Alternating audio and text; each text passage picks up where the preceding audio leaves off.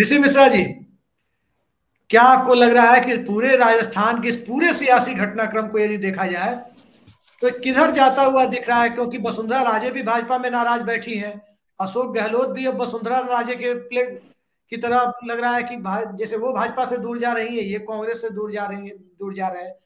राजस्थान में भी तीसरा मोर्चा बना के छोड़ेंगे क्या आप लोग? देखिए, कहीं ना कहीं देखिए, जो पूरा जो एपिसोड हो रहा है, चाहे राजस्थान का हो, छत्तीसगढ़ का हो, मैं मानता हूं कहीं ना कहीं इसमें पार्टी हाईकमान की जो दूरदर्शिता है, उसकी कमी को दर्शाती है। अब अच्छा। राजस्थान और छत्तीसगढ़ में जब नतीजे आए, आप उसी समय एक स्ट्रॉन्ग स्टैंड लेते, या पायलट को मुख्यमंत्री बनाते, या छत्तीसगढ़ में टी सहदेव साहब को बनाते, या बघेल साहब को बनाते। आपने दोनों नेताओं को दोनों प्रदेश में कंफ्यूजन में डाल दिया। एक जगह कह दिया 2.5 साल, आपने पायलट को भी कन्विंस कर दिया कि 2.5 साल के बाद आप सीएम होंगे।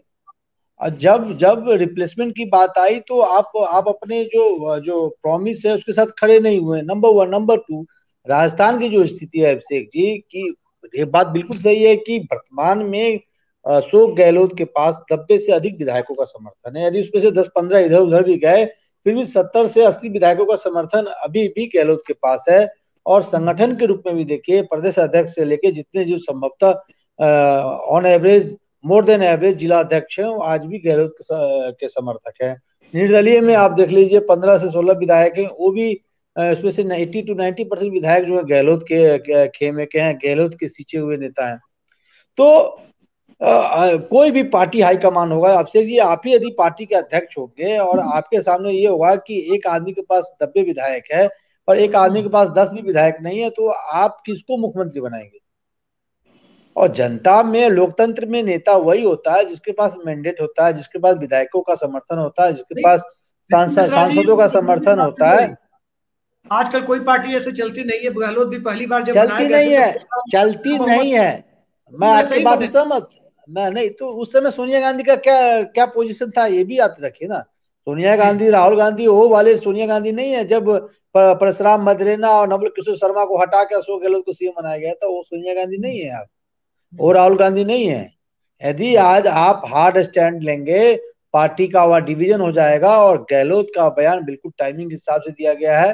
गहलोत को कहीं ना कहीं इस बात की जानकारी है कि जैसे ही गुजरात चुनाव के नतीजे आएंगे, उसी समय मुझे लगता है कि कुछ न कुछ पार्टी हाईकमान फैसला लेगी। और बिल्कुल अशोक गहलोत बहुत ही परिपक्व नेता है, बहुत मैच्योर नेता है। कई बड़े बड़े नेताओं को उन्होंने राजस्थान की राजनीति में बर्फ में लगा दिया, चाहे वो बीडी कल्ला हो, सीपी जोशी हो, दोनों फ्रंट रनर थे एक समय सीएम के। किस प्रकार मुझे याद है कि बीडी कल्ला को कैसे वो बीकानेर से चुनाव हरवा दिया उन्होंने। अपने समाज के एक माली समाज के आने वाले एक व्यक्ति को निर्दलीय उन्होंने पीठ ठोक दिया, और बीडी कल्ला जी उस समय हार गया चुनाव। यही सीपी जोशी आज कहाँ है आप जानते हैं, विधानसभा अध्यक्ष है। और लोग एक एक एक एंगल ये भी दे रहा है कि CP no no Pilot no Gehlot CP Joshi. तो चुनावी पर्सपेक्टिव के हिसाब से, जहां तक मैं राजस्थान को समझता नहीं, हूँ, ऋषि मिश्रा जी, सीपी जोशी लोग नहीं एक कह रहे। बेहतर नेता, सुन लीजिए मेरी बात, सीपी जोशी एक बेहतर बोलिए। नेता हो सकते हैं। सीपी जोशी एक बेहतर नेता हो सकते हैं, लेकिन 24 आवर पॉलिटिशियन नहीं है। जो अंदाज अशोक गहलोत का है, साम दाम दंड भेद सबका वो मतलब एक जादूगर है, वो जादूगर सीपी जोशी नहीं हो सकते हैं। वो गुट अभी भी पायलट में नहीं है जो अशोक गहलोत में। थे ऋषि जी, एक नया नाम इन्होंने दिया है। मैंने पूछा कि कोई सरप्राइज एलिमेंट आ सकता है तो इन्होंने बताया कि लालचंद कटारिया जाट नेता है, वो जाकर के मिले भी हैं उनसे राहुल गांधी से भारत जोड़ो यात्रा में। सचिन के भी चहेते हैं, गहलोत के भी चहेते हैं। क्या आपको लगता है कि कॉम्प्रोमाइज फॉर्मूला आएगा या आला कमान वाकई एक की जिद को पूरी करने के लिए दूसरे की को बलि ले लेगा? देखिए, मिथिलेश जैनी साहब बहुत वरिष्ठ पत्रकार है। इनके कुछ बातों से मैं सहमत हूँ, कुछ बातों से सहमत नहीं हूँ। सचिन पायलट यदि इतने ही लोकप्रिय होते तो अजमेर में लोकसभा चुनाव नहीं हारते। गुजर बहुल एरिया है, जो कांग्रेस का जो समीकरण है उसमें भी फिट बैठते हैं। मुसलमान भी ठीक जोधपुर में ठाक है, वैभव गहलोत जी भी गुजर भी चुनाव ठीक हार गए ठाक थे। है। जोधपुर में नहीं नहीं, वैभव मैं गहलोत जी मैं भी मैं चुनाव ये हार नहीं गए कह थे, रहा वो हूँ। मोदी जी की लहर थी। अब वैभव गहलोत हारे थे, ठीक है। उस समय प्रदेश अध्यक्ष भी सचिन पायलट खुद थे। इस बात का भी ध्यान हाँ रखना तो चाहिए। यदि आप अशोक गहलोत हाँ को तो वो कह रहे हैं मुख्यमंत्री नहीं तो बना है, वो तो मुख्यमंत्री नहीं बना है तो स- संगठन संगठन की जिम्मेवारी प्रदेश अध्यक्ष की होती है। प्रदेश अध्यक्ष थे सचिन पायलट। इतने ही लोकप्रिय, आप यदि पूर्वी राजस्थान की बात करें, और राजस्थान दौसा पूर्वी राजस्थान में आता है, दौसा से क्यों मूव किए वो अजमेर की ओर? फिर अजमेर से आप सवाई माधोपुर टोंक से विधायक है, वहां अभी नगर पंचायत चुनाव हुआ है, वहां कांग्रेस का क्या हाल हुआ है? जिस जिस विधानसभा क्षेत्र से पायलट साहब विधायक है, वहां कांग्रेस की वोट बनी है क्या मिथिलेश जैनी साहब? तो जिस आप सरदार अपने साहब में भी तो विधानसभा नहीं में बनी है। वोट नहीं बनवा पाते हैं।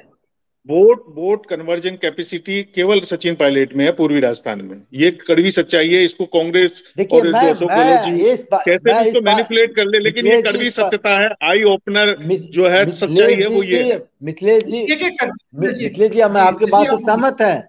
मिथिलेश सर, हम आपके बात से सहमत हैं कि सचिन पायलट क्राउड पुलर नेता हैं, लोकप्रिय हैं, जहां जाते हैं काफी संख्या में भीड़ उनको देखने के लिए आती है। लेकिन मेरा एक टेक्निकल सवाल है आप प्रबुद्ध जनों से। 5 साल जो व्यक्ति प्रदेश अध्यक्ष रहा, केंद्र में मिनिस्टर रहा, डिप्टी सीएम रहा, 10-20 विधायक भी तो होंगे आपके साथ, 5 जिलाध्यक्ष तो कम से कम होंगे, 10 जिलाध्यक्ष तो कम से कम होंगे, क्यों नहीं है आज पायलट के साथ? पार्टी हाईकमान कैसे निर्णय ले? मैं मानता हूं कि गहलोत ने विद्रोह किया। मैंने कल भी एक चैनल शायद एबीपी न्यूज पे मैंने कहा है कि पायलट जो गहलोत का बयान है, कहीं ना कहीं वो पार्टी हाईकमान को चुनौती देने वाला बयान, और टाइमिंग के सवाल में उठा चुनौती दे रहे हैं, तभी तो प्रोग्राम बिल्कुल चुनौती दे रहे हैं। लेकिन सवाल उठता है कि गहलोत को हटा के पायलट को मुख्यमंत्री बना दे। यदि मैं आपके बात से भी सहमत हूँ कि विधायक स्वतंत्र है, वो कह रहे हैं कि हमने कांग्रेस के सिंबल पर चुनाव जीत के आया है, मैं पार्टी, लेकिन यदि बीच में 60 विधायक यदि विद्रोह कर दिए तो जैनी साहब क्या होगा वहां पे? तो कोई विद्रोह नहीं करेगा सर, कोई विद्रोह नहीं करेगा। राजस्थान में सब 1 साल बची है, सारे विधायक कह रहे हैं हम तो किसी के साथ नहीं है, वो सब आला कमान के साथ है, सब मन बना चुके हैं। तो ये विद्रोह वाली जो बात है ये मिथक है। जी बताइए, अब आला कमान का रुख स्पष्ट लग रहा है, इसमें कोई दो राय मुझे नहीं लग रहा कि गहलोत को इंटरव्यू देने की नौबत आ गई। इतने कड़े शब्दों का इस्तेमाल किया, साफ दिख रहा है कि अशोक गहलोत को आने वाले समय में हटाया जा रहा है, इसमें कोई दो राय नहीं है। तो देखिए, इसमें कंप्रोमाइज रास्ता यही होगा, कंप्रोमाइज रास्ता अभिषेक जी यही होगा, या तो गहलोत साहब जो बचे समय उसमें सीएम बने रहेंगे, या कोई तीसरा आदमी मुख्यमंत्री बनेगा। पायलट के नाम पे तो गहलोत भी राजी नहीं होंगे। तो मुझे लगता है यदि इस प्रकार का डिसीजन होगा तो कांग्रेस जो ऐसे भी नहीं, मतलब जो राजस्थान की परिपाटी है उसमें कांग्रेस का आने का संभावना कम है, लेकिन और पार्टी की जो पोजीशन है वो कमजोर होगी। और इससे छत्तीसगढ़ में भी जो जो जो एक विद्रोह की चिंगारी अभी दबी हुई है, उसको भी उसमें मदद मिलेगा। और इसमें ओवरऑल अभिषेक जी मैं ये कहता हूँ पार्टी हाईकमान की बिल्कुल अनमेच्योर वाली डिसीजन है जी।